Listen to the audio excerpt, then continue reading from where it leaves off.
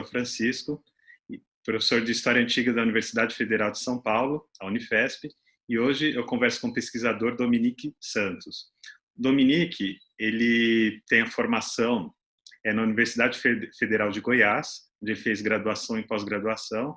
O mestrado do Dominique, que foi orientado pela professora Ana Teresa Marques Gonçalves, tem o título As Representações da Cristianização da Irlanda Celta, uma análise das cartas de São Patrício, século V depois de Cristo. E no doutorado, orientado pela mesma pesquisadora na mesma instituição, ele defendeu a tese Patrício, a construção da imagem de um santo. Atualmente, o Dominique é docente da área de História Antiga e Medieval da Fundação Universidade Regional de Blumenau, FURB, e é um dos coordenadores do GTHA, né, o Grupo de Trabalho de História Antiga da ANPU. Então, Dominique, muito obrigado por ter aceitado o convite e para esse papo aqui que é sobre a história antiga no Brasil. E coloco para você, de início, uma questão baseada num texto que você escreveu, que saiu na revista Mare Nostrum, sobre a história antiga no Brasil, né? Você fala lá, você estabelece alguns marcos sobre tradição clássica, estudos clássicos no Brasil, mas sobre o ensino universitário, sobretudo, a criação de espaço de pesquisa, você fala ali na transição da década de 30 para a década de 40 e a figura do Eurípides Simões de Paula na Universidade de São Paulo. Você poderia começar a partir disso, desse exemplo? Eu posso sim e agradeço. Muito obrigado pela lembrança aí ao meu nome e pelo convite, né? Fico muito feliz aí de poder conversar contigo nesse projeto. E até em nome do GTHA, eu queria dar os parabéns a esse projeto, que é muito importante. Espero que ele continue e dure no mundo aí possivelmente pós-pandêmico, né? Para poder a gente encaminhar essa discussão, discussões interessantes sobre a nossa área no mundo digital. E aproveito para cumprimentar aí você que está assistindo esse vídeo, né, por qualquer aparato, em qualquer tempo e espaço, né, nas redes. Interessante a pergunta, né, relacionando ali aquele texto. A presença da tradição clássica no Brasil, ela realmente já existe aí, remonta ao século XVI. Ela, né, tem ali relação com os jesuítas que vieram para a Bahia lá na expedição do Tomé de Souza. O pesquisador Fábio Juli ali da UFOP, né, já inclusive falou sobre isso. Então, remonta a 1549. Os estudos do Egito Antigo, qualquer coisa assim sobre Egito, já é um pouco mais tarde, né? Eles começaram a se desenvolver no Brasil com a família real portuguesa, e a família real portuguesa incentivou, no século XVIII, né, para frente, a gente começa a perceber influências egípcias na arquitetura, nas artes, né, nos desenhos. Tem a Thaís Rocha, que é uma egiptóloga brasileira que se doutorou em Oxford. Ela, por exemplo, explica que o Dom Pedro I e o Dom Pedro II foram responsáveis por incentivar esse interesse inicial, né, pelo Egito Antigo no Brasil. O Dom Pedro I, porque ele trouxe a coleção, né, para o Brasil, viajou, o Dom Pedro II também viajou para o Egito e adquiriu objetos para essa coleção. E diz ela que o Dom Pedro II, inclusive, ele pode ser considerado muito mais do que alguém que gostava de Egito, que tinha um hobby, um interesse, mas que talvez dá até para pensar se ele não seria o primeiro egiptólogo brasileiro. Tanto que a data lá da Semina, que é a Semana de Egiptologia do Museu Nacional, ela foi pensada inicialmente para coincidir com o aniversário, né, do Dom Pedro II, como uma espécie de homenagem. Depois desse falar um pouco aí sobre isso, eu acho que também é importante lembrar das pesquisas do Luiz Ernesto Barnabé, que é um pesquisador ali do norte do Paraná, da Estadual do Paraná, porque ele está estudando os manuais escolares que eram utilizados ali no Dom Pedro II, no Rio de Janeiro, e ele fala sobre a história antiga escolar, que é algo que só vai ocorrer no século XIX, então, no Colégio Pedro II, no Rio de Janeiro, né?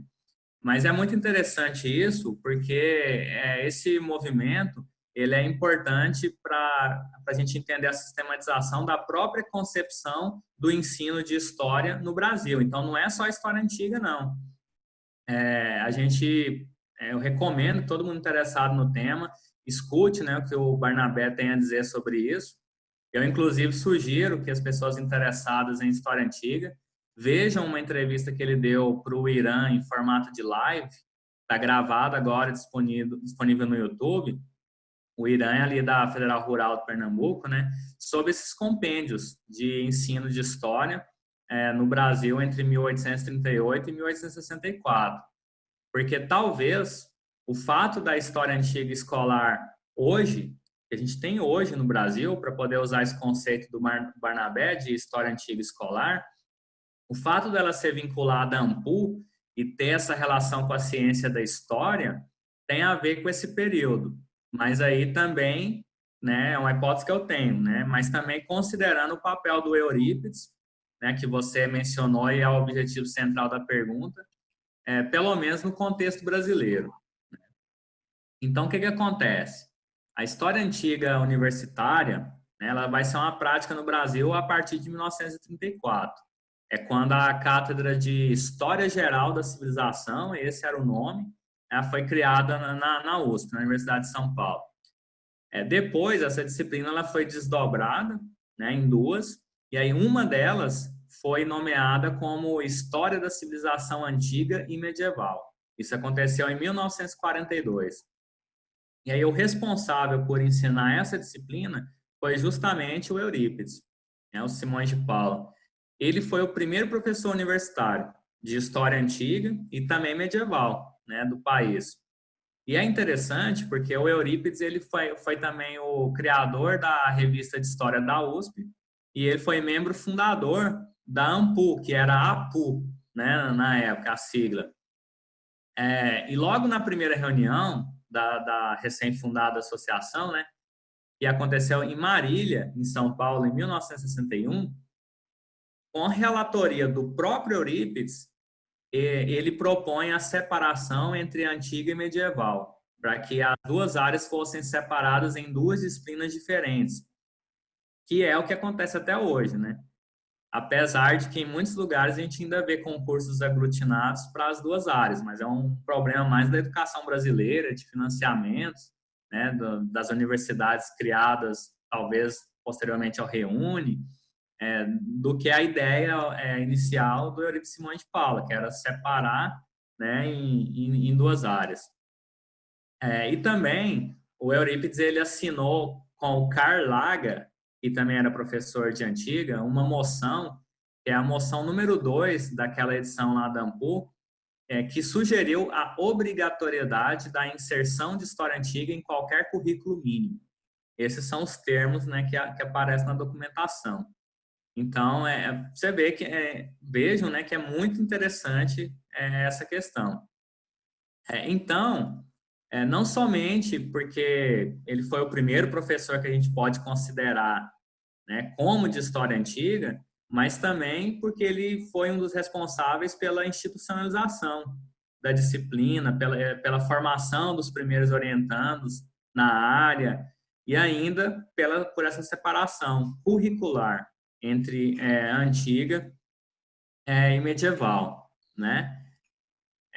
Então, a história do ensino de história antiga, tanto o escolar quanto o universitário, ela é inseparável da própria noção de ensino de história no Brasil, né? E aí, por isso que eu quis falar sobre o Barnabé, a pesquisa dele, essa questão ali do Pedro II, porque né, na live, quem assistir a live lá do Barnabé, então aqui é um intertexto, um intervídeo, né, um vídeo mandando ver outro vídeo.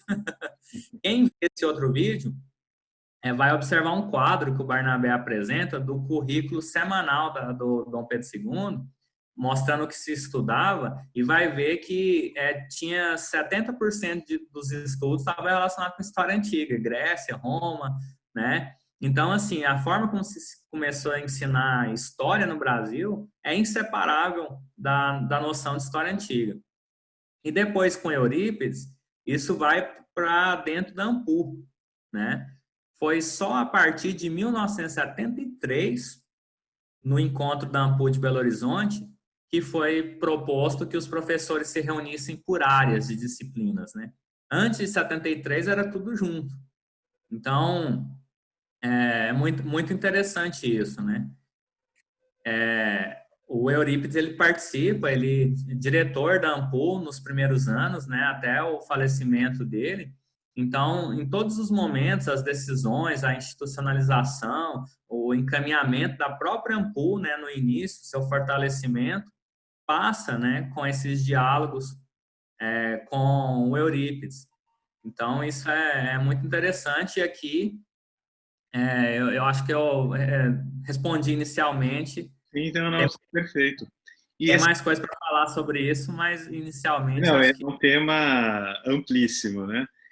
Mas pensando ainda um pouco naquele seu artigo, que eu acho bem interessante, porque ele apresenta um diagnóstico mesmo da área no Brasil, você mostra alguns gráficos, tabelas, e um deles bem marcante, por exemplo, são as concentrações de professores docentes de história antiga em cargos permanentes em universidades públicas e particulares, mas sobretudo públicas, e que um pouco mais de 50% estão concentrados no Sudeste, se eu não me engano.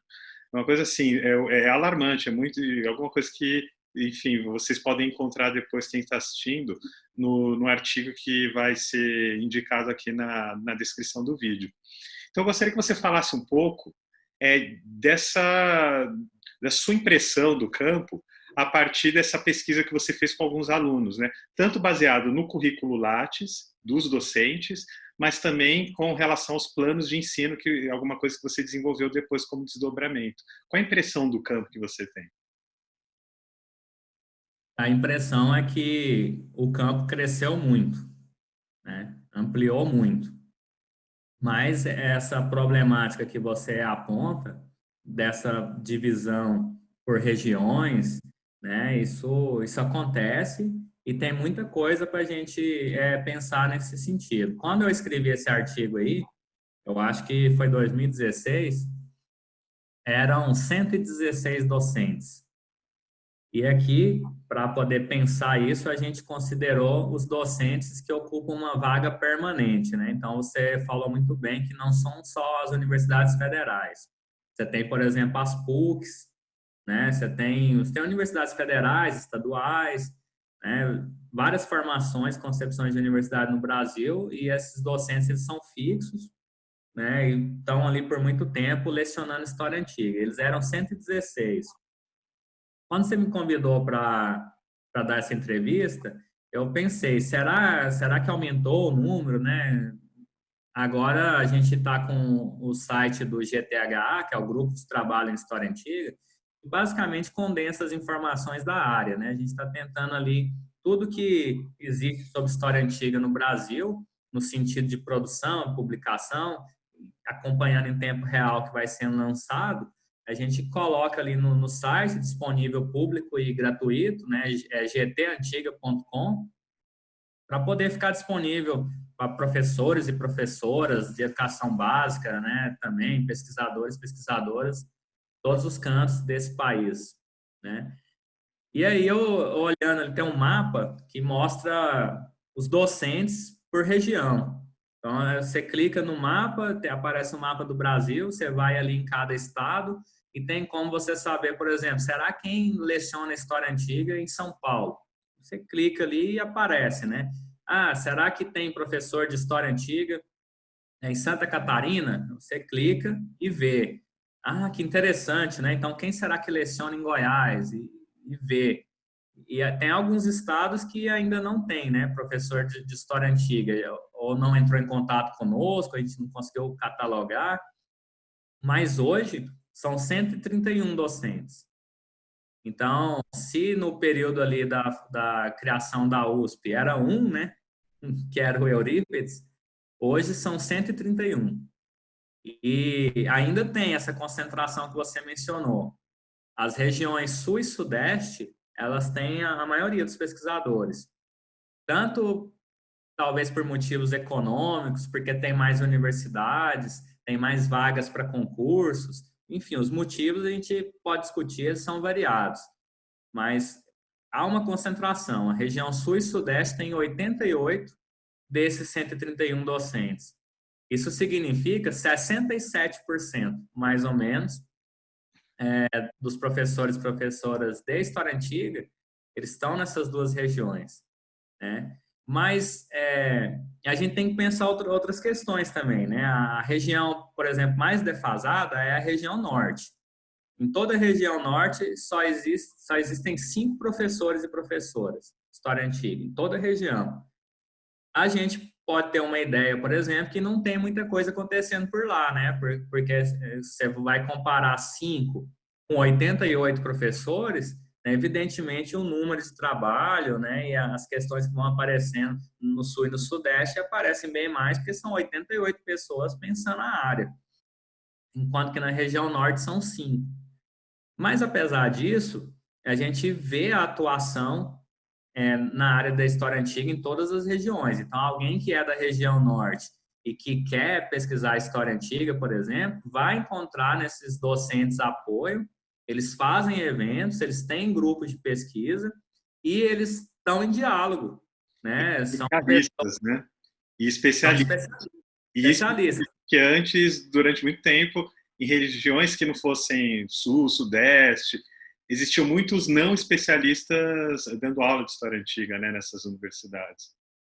Exato, agora não. Agora essas pessoas elas têm doutorado em história antiga em temas específicos com a documentação de história antiga, conhecem a historiografia da área, tanto em língua portuguesa, em língua espanhola, que é o idioma mais próximo aqui de nós na América Latina, mas também em inglês, em francês. Então são pessoas especializadas na área. Um exemplo disso é que na região norte, por exemplo, acontece ali o Encontro Internacional de História Antiga e Medieval da Amazônia, né?